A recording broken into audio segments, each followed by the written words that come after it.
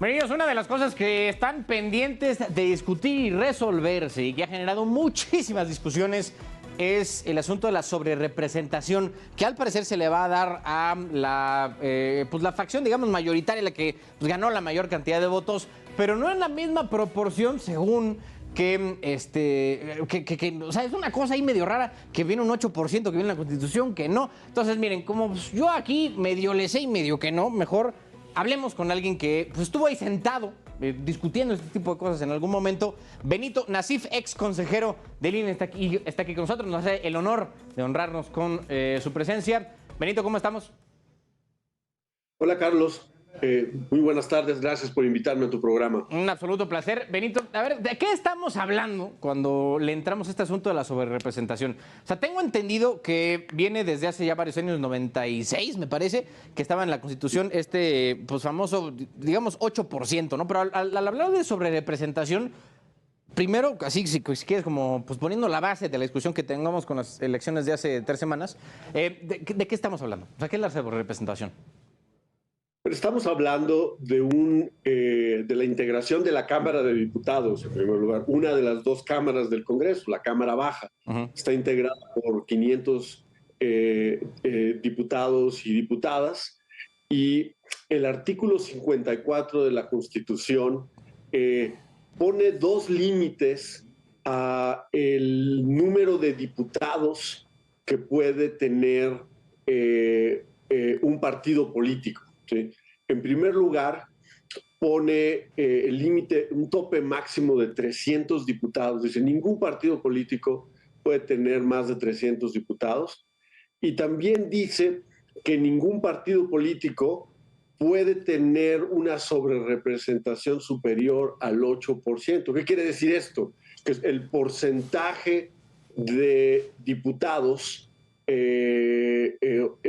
no puede ser superior al porcentaje de votación emitida, ¿sí? Por más de un 8%. Esos son los 2 límites. ¿Por qué existen? Porque en las reformas que se negociaron entre el PRI y la oposición durante lo que llamamos la transición a la democracia, se puso un límite a la acumulación de poder que podía tener un partido político en la Cámara de Diputados. Piensa que si tienes más de 2/3 de la Cámara de Diputados, pues anulas por completo a la oposición, porque la oposición no puede ni siquiera recurrir a la Suprema Corte de Justicia e interponer una acción de inconstitucionalidad, y prácticamente pues no tiene ningún papel más que simbólico en el Congreso. Ahora, el debate de este momento, Carlos, es si esos límites aplican también para las coaliciones. Exacto. O solamente para los partidos de manera individual. Y pues, ¿cuál es el criterio, doctor? Porque yo he escuchado ya posiciones encontradas, porque por un lado, justo el artículo 54 dice que se aplica para partidos, no que ese 8% es por partido, pero también lo que he investigado es que cuando se hizo esta reforma en el 96, en el COFIPE, en ese momento, con el Código Electoral, hacía mención, no me acuerdo ahorita el artículo, pero sí hacía mención que se iban a tratar las coaliciones como si fueran partidos. O sea, creo que viene así tal cual. Pero ahorita me parece que no existe así. Entonces, ¿cuál va a ser más o menos, en tu experiencia, el criterio que debería de seguirse? Mira, en mi opinión, el Tribunal Electoral del Poder Judicial de la Federación debería interpretar como un tribunal constitucional esas 2 disposiciones, la fracción 4ª y la fracción 5ª del artículo 54 constitucional. Y en mi opinión, estamos ante un caso que nunca antes hemos visto, en que una coalición puede tener más de 300 diputados. Y yo creo que ese es un límite que en un principio se puso a la acumulación de atribuciones, facultades en una mayoría, para evitar que a través de la sobrerepresentación adquiera, digamos, un poder que el electorado no le dio en las urnas. En otras palabras, Creo que, en mi opinión, mi criterio es que se debería imponer un límite de 300 diputaciones a la coalición mayoritaria de las pasadas elecciones del 2 de junio.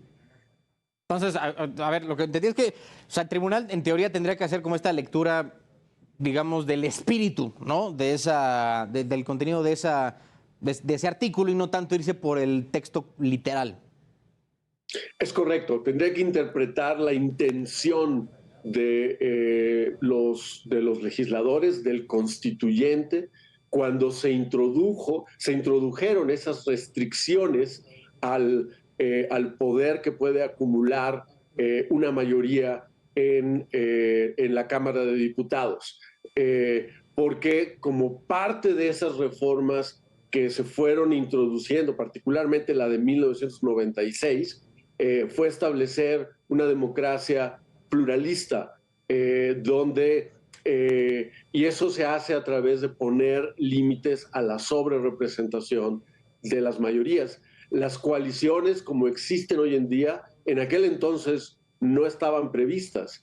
Y las coaliciones no son partidos que siguen operando de manera independiente y separada, sino son partidos que tienen una relación incluso de subordinación de unos a otros o de vinculación y que actúan como bloques muy cohesivos en la Cámara de Diputados. Por eso pienso yo que se debe de recuperar lo que tú llamaste el espíritu, lo que se puede también conocer como la intención del legislador al momento de poner estos límites al poder que se acumula en una facción mayoritaria en el Congreso. Benito, habíamos tenido un caso así de, a lo mejor no sé, tan crítico, o sea, de que si juntas los votos de toda la coalición tienes como 54, probablemente tendríamos como el 77% de los asientos asignados a este grupo de partidos. O sea, porque la verdad yo no me acuerdo, digo, eso ya tú sabrás mejor que yo, pero que haya existido una diferencia tan grande entre los votos tal cual contra el resultado, digamos, general de las elecciones. Sí, porque si permites a cada partido acumular su sobrerepresentación, el máximo al que puedes llegar es hasta el 24% si tienes tres partidos, 8% por cada partido. Claro. Y por las proyecciones que se han hecho con los datos del INE, la coalición Seguiremos Haciendo Historia, integrada por Morena, Partido Verde y PT, estaría casi en ese tope que me parece completamente desproporcionado de sobrerepresentación. Y en cambio partidos como Movimiento Ciudadano, con el 11% de la votación, tendrían menos del 5% de la Cámara de Diputados, porque, Carlos, hay que dejarlo muy claro, la sobrerepresentación de unos es la subrepresentación de otros. Sí, claro. Y son los partidos de oposición los que quedan realmente diezmados con estas reglas. Por eso me parece que el Tribunal Electoral debe intervenir y aplicar a las coaliciones lo que originalmente se puso para los partidos, pero que tiene toda la lógica constitucional, desde mi punto de vista, también aplicarlo para las coaliciones. Pues es que siento, Benito, que si hacen eso, más aún, cuando dicen la Constitución literal la palabra partido, se puede provocar un grave problema porque pues obviamente entre Morena, PT y el Verde van a decir, es que cómo es posible, ya los del tribunal están pues, desquiciados, ¿no? Ya ni saben leer ni interpretar. O sea, yo siento que si el tribunal, que yo estoy contigo, yo 100% estoy contigo que así debería de ser, pero siento que si empiezan a hacer como esas, darse esas licencias de interpretar el espíritu de lo que se quiso con esa reforma al artículo 54, podrían provocar un problema contra la interpretación literal. Y eso pues, puede meternos en una confrontación, una vez más, entre los grupos políticos y pues, el Poder Judicial, ¿no? ¿O cómo lo ves? Es correcto lo que tú dices, pero justo ese es el papel Claro. del Tribunal Electoral del Poder Judicial de la Federación. Ahora sí que es parte también de estos acuerdos negociados en la transición a la democracia, que el Tribunal Electoral no solamente es un tribunal que interpreta la ley y que aplica la ley, es un tribunal constitucional, ¿sí? Tiene la atribución expresamente otorgada en la Constitución de interpretar la Constitución.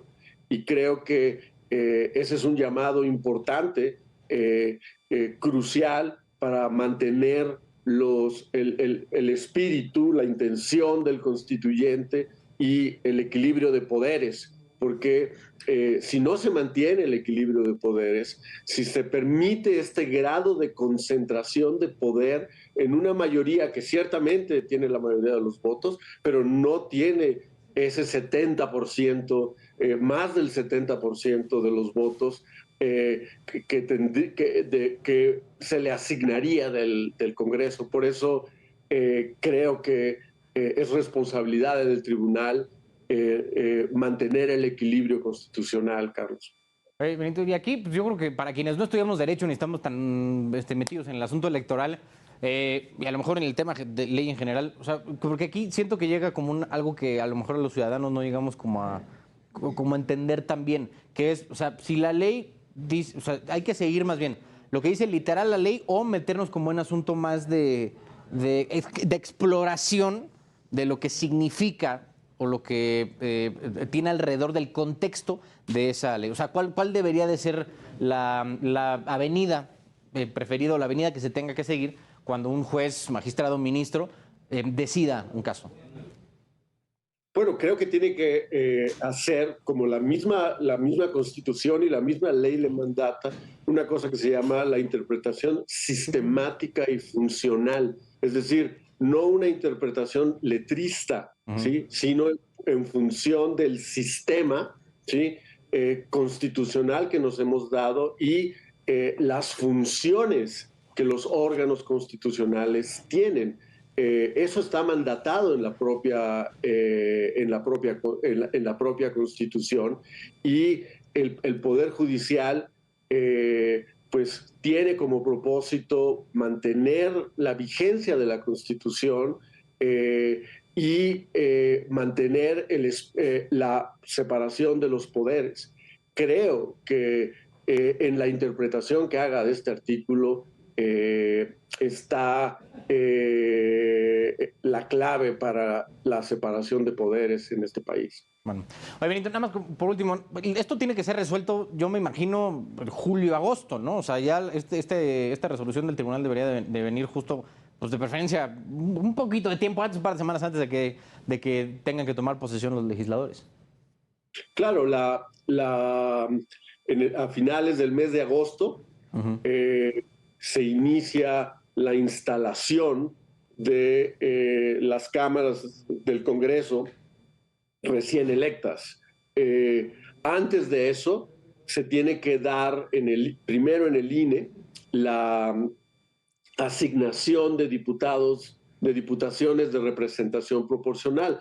Es ese acuerdo que apruebe el INE el que será materia de impugnación seguramente por parte de los partidos de oposición, probablemente incluyendo a Movimiento Ciudadano, es decir, no solamente el PAN, el PRI y el PRD, sino también Movimiento Ciudadano probablemente estarán recurriendo al tribunal, y el tribunal tendrá la enorme responsabilidad, ¿sí?, de interpretar en algún caso por primera vez, por ejemplo, en el límite de los 300, no ha interpretado esto en el pasado, y en otros tendrá la oportunidad de revisar el criterio que fijó en 2018 en circunstancias completamente distintas, Carlos. Bueno. Doctor Benito Nasif, ex consejero del INE, gracias. Gracias a ti por la oportunidad. Muy buenas noches. Buenas noches al doctor Benito Nasif, también parte en algún momento del INE.